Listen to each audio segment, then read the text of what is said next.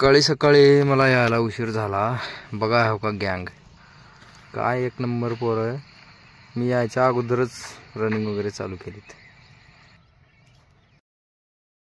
Workout करून झाल्याच्या नंतर निघालो आपल्या घरला। घरी जाऊन फ्रेश होऊन आता निघायचं आपल्या ड्युटीवर। काल होती सुट्टी, आज जायचं आहे बाबा, आम्हाला जावं लागेल। आज काय आपल्या गावाकडचं जवळचं गाव होतं, त्याच्यामुळे डब्बा वगैरे बनतो।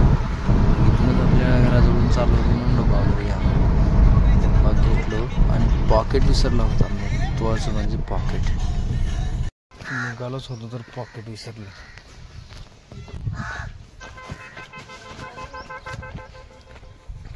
गाडी उभा करून पॉकेट आणावं लागलं बाबा, त्याच्यावरच आहे सगळं। आपल्यापाशी असते मोठी गाडी आणि आज ही छोटी गाडी घेऊन आल्यामुळं लोकांचं रिॲक्शन बघा कसं बघायलेत आपल्याकडे।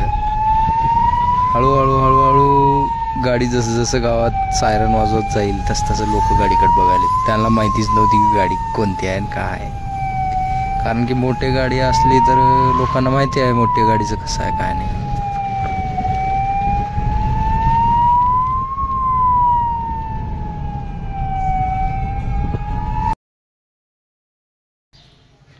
सर्वांना माझा नमस्कार। माझं नाव जास्मिन युसुफ मुजावर, राहणार पेठसांगी, तालुका उमरगा, जिल्हा धाराशिव।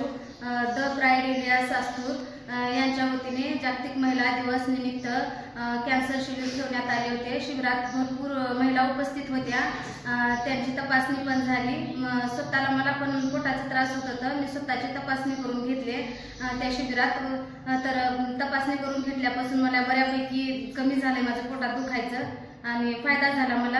या निमित्ताने पूर्ण महिलांची पण तपासणी झाली आणि एवढं बोलून मी माझे 2 शब्द संपवते। द प्राईड इंडिया सास्तूर यांचं आणि टीमचं मी मनपूर्वक आभार मानते। म्हणजे भूक तर लागणारच।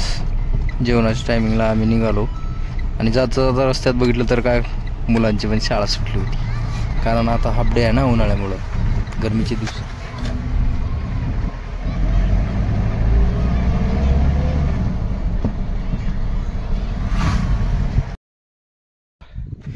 जेवणाच्या ठिकाणी चिंचेच्या झाडाखाली गाडीत थंडगार उघडले। आता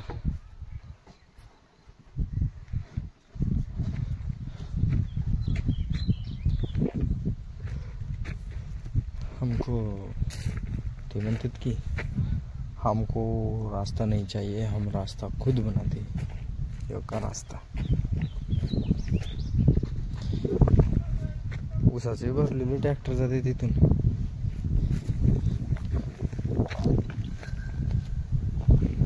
आता सांगितल्यासारखं छोटी गाडी असल्यामुळं लोकांना कसं आहे माहिती नसते आणि कळना पण गेले, त्याच्यामुळं लोकांना कोणती गाडी आहे का नाही कन्फ्यूज व्हायलेत लोक, त्याच्यामुळं पेशंट पण कमी व्हायले।